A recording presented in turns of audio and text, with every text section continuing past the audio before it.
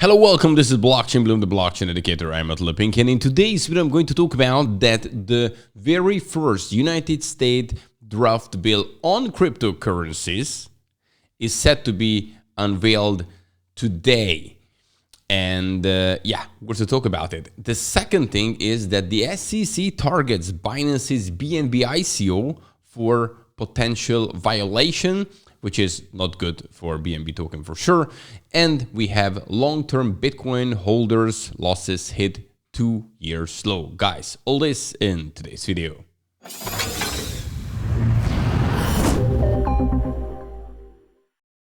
And if you would like to get the daily fresh cryptocurrency and blockchain news, just simply subscribe to this YouTube channel, Blockchain Bloom, because then you're going to get these information every single weekday because I bring them for you. Also, check out the links under this video because there are many useful ones, and hit the like button if you like this kind of content. And now it's time to look at the market. And what can we see? We can see that Bitcoin went down again. This time 5.7%, again under 30,000, 29,612 at the moment. Ethereum went down 7%, 1,766 US dollar. When we're looking at the last 24 hours, Gala is the one which is leading in the top 100 with 3.8%, and then we have Leo token it's 1.6. Yeah, well, basically that's it. Today, after this price drop, what happened in the early hours here in Central European time, which is roughly speaking 3 o'clock in the morning, yeah, things went down. And of course, Internet Computer is now the leader with 12%, Avalanche down 12%, Axie Infinite down almost 12%, and so on and so forth. So the opposite what happened yesterday. Let's have a look at the Bitcoin price. Here you can see on the 4-hour chart, and this is where it exactly happened. As you can see around this 2 o'clock, 3 o'clock period, many times if you're looking at Central European time, then this is the one which the price is changing. And we went down on this 4-hour candle straight away from 31,300-ish all the way here, which is 29,200. And now we had here like a very weak green candle, and now we in the red again. So we can see that we have formed again here a Bot-Simpson pattern. Was this a fake out? Yes, it was. Was this a fake out? Yes, it was. So we continue in this direction. But important thing which is going to happen probably today. Oh, by the way, another thing I wanted to show you is here, if you're looking at the total liquidations, and in these hours, definitely, which I showed you, in the early morning when the Bitcoin price went down, here you can see the price drop. This is the yellow line.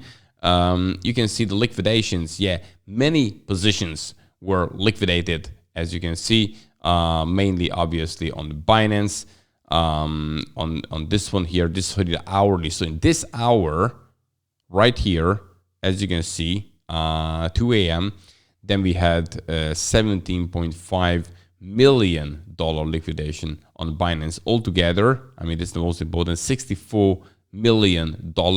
And then the next hour, at 3 o'clock, in the morning, we had 40 million altogether when we're looking at Binance, FTX, OKX, Huobi, Bybit, and so on and so forth. So the ones you can see here on the list. Yeah, and that caused definitely a stronger price drop. Okay, and now move on to the first topic. And the first topic is all about that the first United States draft bill on cryptocurrency, the draft can come out today. So let's talk about it.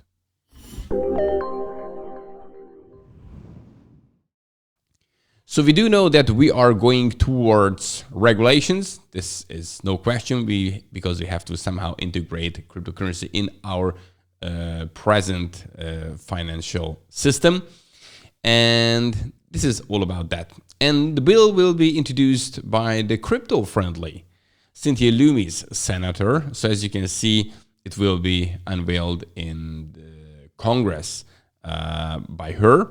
So the bill, which is expected to be presented on Tuesday, which is today, will be clarify various elements of crypto regulations alongside identifying the correct classification of digital assets. If integrated, so if that's happening, so now this is just a draft, into law, then cryptocurrency will formally become part of the financial system. And this is very important.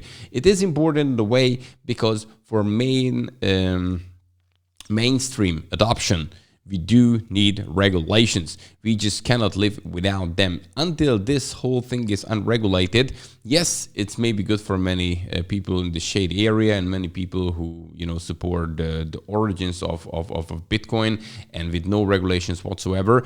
But you have to understand for the mainstream adoption that people and companies like really they willing to invest in cryptocurrencies to make this market cap bigger and make crypto bigger worldwide. It's very important that they can put it in our present financial system. It can find its place in it. And after that, everything is clear. Then, of course, then we can move on and people can invest more money because they will trust the system much more because it is regulated. It's very important for many people, trust me. So yes, this is going to happen.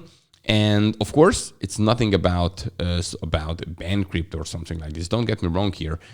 If it's introduced by her, who is actually really supporting Bitcoin and crypto, then it's probably something which is kind of good for both sides, put it this way.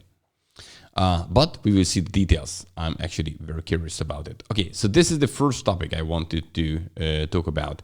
The second thing is not that positive, that the SEC targets Binance's BNB ICO. So all the way back to 2017, guys, let's talk about that.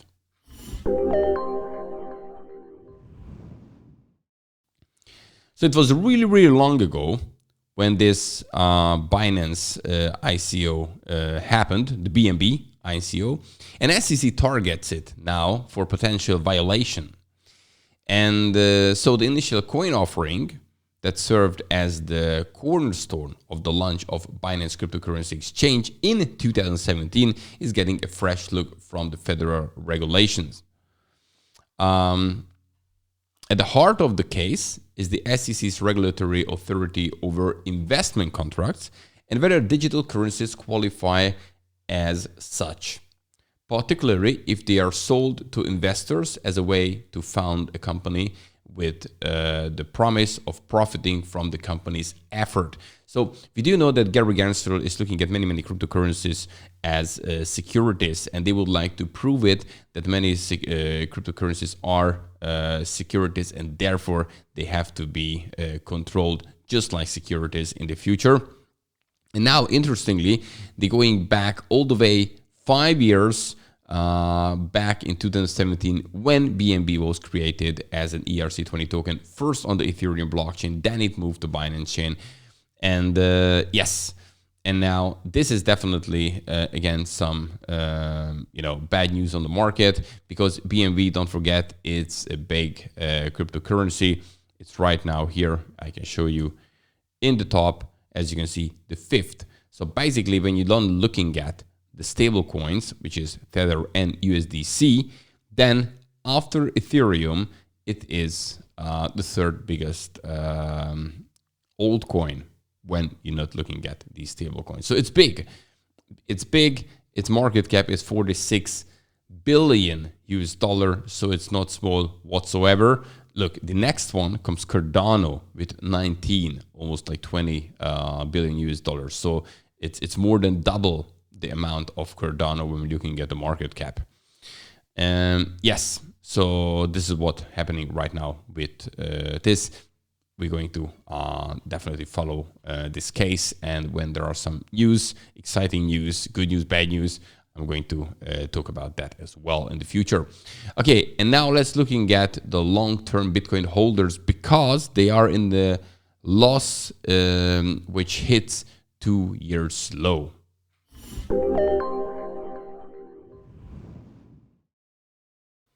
Okay, so if you are a Bitcoin hodler, obviously, in many cases, if you have accumulated Bitcoin over this recent 2-year period, in many cases, you can find yourself in losses. So here you can see this. So Bitcoin long-term hodlers are beginning to suffer losses matching those from previous bear market, and Glassnode believes that the pain may continue and even get worse, right? So aggregated realizes loss from long-term hodlers. By the way, just clarify this. So Glassnode defines long-term hodler,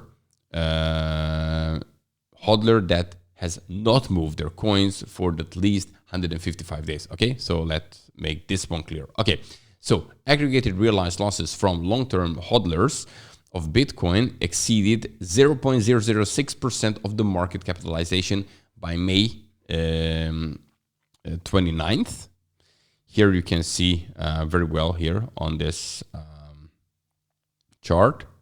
So as you can see, this is where we are right now. Again, here the realized loss, and this was the previous one, which was, you know, back in this pandemic situation, and then they had this kind of 2019 period, as you can see it here. So there we go. Okay, let's go back to here.